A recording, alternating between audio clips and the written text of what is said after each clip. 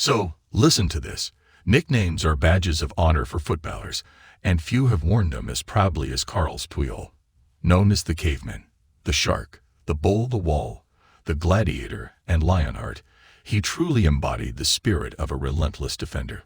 While many modern players fret over minor hits, worried about modeling gigs and multimillion-dollar endorsements, Puyol was different. Franco Baresi, one of the all-time greats, said it best. Puyol would put his head where other players wouldn't dare to put their feet. This was no exaggeration. He was the kind of player who would dive in front of Roberto Carlos's powerful shots without a second thought. Puyol's bravery on the pitch made him the captain of captains, earning him respect and admiration from fans and opponents alike. His legacy is one of courage and tenacity, a true warrior in the world of football.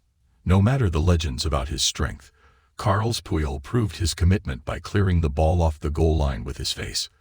Throughout his career, he endured 36 injuries, including a fractured eye socket, broken nose, and broken cheekbone.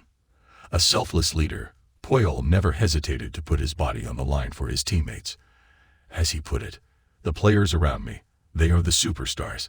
I don't have Romerio's technique, Overmars' pace, or Kluivert's strength, but I work harder than the others. I'm like the student who isn't the smartest but works twice as hard and comes out on top in the end." Those words weren't empty. Puyol lived by them since childhood, embodying dedication and resilience on and off the pitch. How Puyol forced Barcelona to sign him. While the average Barcelona star enters La Masia at age 10, surrounded by personalized coaching and a tailored diet, Carles Puyol's journey was vastly different. Until he turned 17, he was just a kid playing for a tiny club in the third division of his regional league. He tried various positions: goalkeeper, right back, winger, and striker, excelling in each, but never finding the perfect fit. Although everyone at his club recognized his talent, one fateful day a Barcelona scout came to watch him play but left at halftime, disappointed by the overall quality of the team. Shortly after, an opportunity arose for Puyol to trial at Zaragoza, but he turned it down. This determination and sense of self-awareness defined his path, showcasing his unwillingness to compromise on his journey to greatness. Puyol's grit and resilience would ultimately shape his extraordinary football career. Puyol's loyalty was evident from a young age. His family recalls a time when he intentionally failed a school year just to stay with his best friend, who was set to flunk anyway. For Puyol, it was Barcelona, or nothing. He'd rather work in a factory than wear another club's shirt. After years of striving, Barcelona finally invited him to train at their academy. For just one day. There were no guarantees, and he knew he might never return, a reality he mentally prepared for. It was then that his father stepped in. A relentless workaholic, he couldn't bear the thought of his son being a quitter. On that pivotal day, he told Puyol, "If they send you back home, you'll have to look me in the eye and tell me you gave it your all. Don't come back unless you've done everything you can." This pivotal moment cemented Puyol's determination to seize the opportunity. If they send you back because someone else is better, that's one thing. But if they send you home because you didn't try hard enough, you're no longer welcome in this house. With that, Puyol's father instilled a fierce determination in him. Despite facing more talented kids, the coaches couldn't dismiss a boy who worked so relentlessly. They repeatedly told him to come back tomorrow, recognizing his commitment. After about 30 days of perseverance, they finally caved and welcomed him into the academy for good, validating his hard work and tenacity. How Barcelon's ugly duckling ended up as their captain. However, this was just the beginning for Puyol.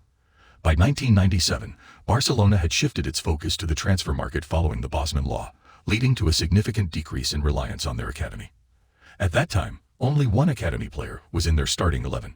Out of the 32 players at La Masia, just 3, Heina, Valdez, and Iniesta, would become standout names at the club.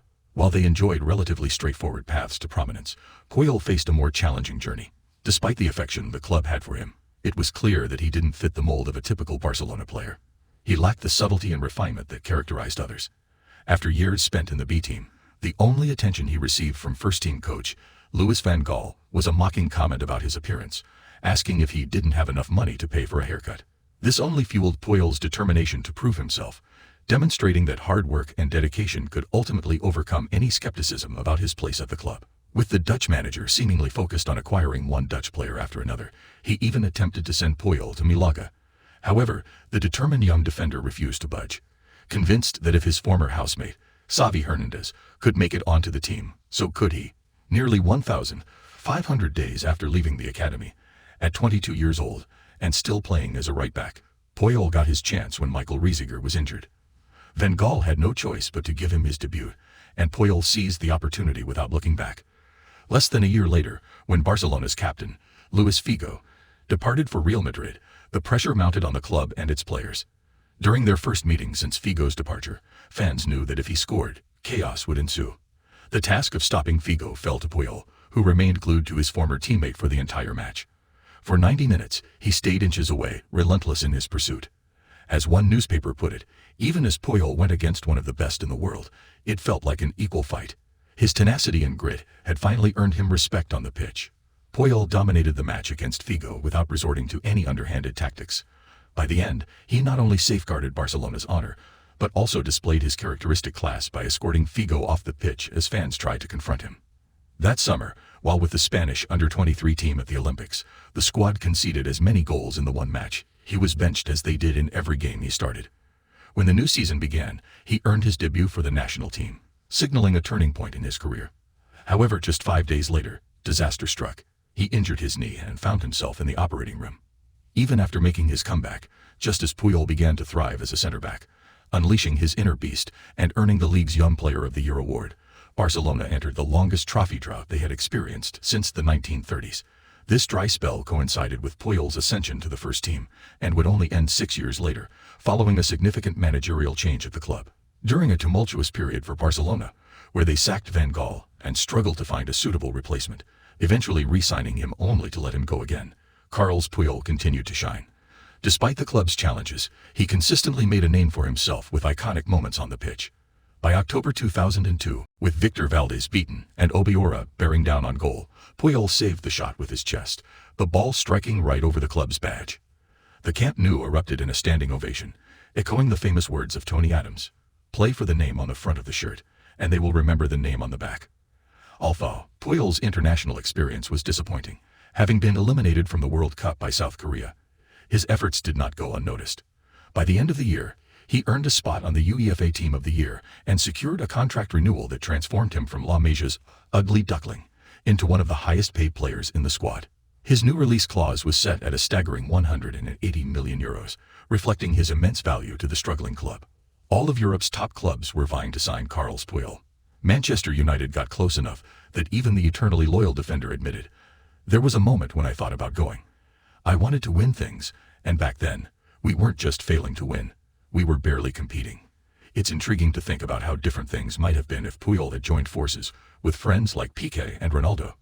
However, after Joan Laporta won the elections and Frank Rijkaard became manager, with Ronaldinho arriving, Barcelona still finished trophyless one more time. It wasn't until Luis Enrique retired and the players elected Puyol as their new captain that they finally reclaimed La Liga. From that moment on, everything changed. As Ronaldinho famously put it, "It's me in front and Puyol at the back," highlighting the solid foundation Puyol provided for a team that was ready to rise to greatness. As the next season began, Puyol found himself in another memorable moment. During a match against Mallorca, with Barcelona leading 2-0, tensions flared after Sergio Ballesteros received a red card. When Puyol attempted to calm him down, he was met with a slap to the face. Here's where it got intriguing. Rather than retaliate or appeal to the referee, Puyol restrained Ronaldinho when he charged toward Ballesteros. This act went well beyond the bounds of fair play. For a player nicknamed the Caveman, Puyol was remarkably composed and gentlemanly on the pitch. He truly deserved every bit of good fortune that came his way. However, that year would prove to be as devastating as it was glorious, filled with challenges that tested his character and resolve. How grief haunted Puyol's prime. When asked about the 2006 Champions League final, most Barcelona players remember it with joy. But for Carles Puyol, it's a bittersweet memory. Having already secured another league title, he saw the Champions League final as his crowning moment. Reflecting on how he might never have reached this pinnacle without his father's encouragement a decade earlier, Puyol convinced him to come to Paris to witness the match. His father, a workaholic with a strong aversion to crowds, had never watched him play live before. This was the first time, and he only agreed because Puyol arranged an early flight that ensured he would be back at work by 8 a.m. on that day. Everything went well. Puyol lifted the Champions League trophy and was named the best defender in Europe, but it was also the last time his father would be there to see him. Just months later, Josep Puyol tragically passed away in a workplace accident. Though the victory was sweet, the loss of his father cast a long shadow over that moment, forever marking it as both a high and a profound low in Puyol's life. Carles Puyol would soon return to the pitch, but the loss of his father had deeply affected him. That summer, despite setting up one of the goals of the tournament, Spain was quickly knocked out of the World Cup. As the club season began, things at Barcelona deteriorated rapidly. A locker room feud erupted between Samuel Eto'o and Ronaldinho, leading to a tense standoff where they insisted that only one could remain at the club. Amid all the turmoil in his personal life, Puyol stood out as the only player willing to talk to both and understand the situation. The next training session was charged with anticipation, as cameras were poised to capture any potential clash. However, when the two arrived, they greeted each other with smiles, diffusing the tension. Unfortunately, by the end of the season, not only had they squandered their lead, allowing Real Madrid to claim the title, but Puyol's knee also gave out again, necessitating a second surgery and leaving him in a cast. This injury drove him crazy, as he realized he had been using football as an outlet for his grief. Ever since his father passed away, Carles Puyol had used football as a way to drown out his feelings. When he was sidelined with injury, life became incredibly tough. Just 70 days later, against medical advice, he tore off his cast and returned to training, declaring, "Football was my only cure, my support." A year later, although things at Barcelona had worsened enough for Rijkaard to be dismissed, summer brought a triumph for Spain as they won the Euros. This victory marked a turning point for the national team, which had long struggled with a reputation as eternal underachievers, going 44 years without a trophy. The key to their success wasn't just a formidable attack, but a defense that was impenetrable, conceding no goals throughout the knockout stage. Puyol was almost universally regarded as their leader, hailed not just as the best defender in the tournament but in the world. When Pep Guardiola took over at Barcelona, he brought with him Gerard Piqué, setting the stage for a new era.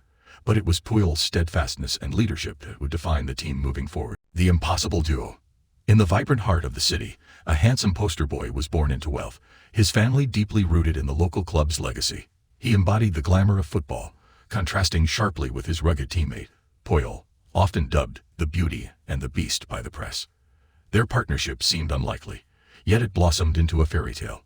While Piqué occasionally drifted off during matches, Puyol's relentless focus kept him grounded. Piqué recounted a memorable moment when they were leading 4-0, and despite a stoppage for an injury, Puyol was still shouting instructions. "So what? Focus. I know you," he insisted. This fierce dedication was emblematic of their dynamic. By the end of that first season, their chemistry led the team to triumph, culminating in a Champions League victory that cemented their legacy together. From the quarterfinals onward, the team conceded just one goal, with Puyol matching his idol, Maldini, as the only other player to lift 2 Champions League trophies as captain. But the success didn't stop there. They doubled down.